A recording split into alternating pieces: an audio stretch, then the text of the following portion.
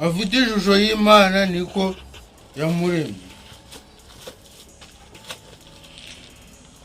Umugabo n'umugore niko yabaremye.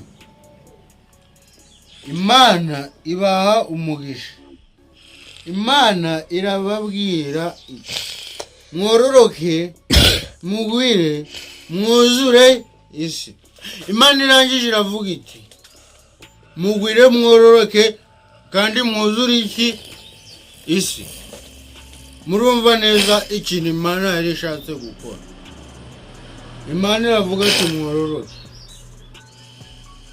mwimenyereze ibiyirimo, mutware amafi yo mu nyanja nyine n'ibisiga byo mu kirere n'ibintu byose bifite ubugingo byigenza kwese.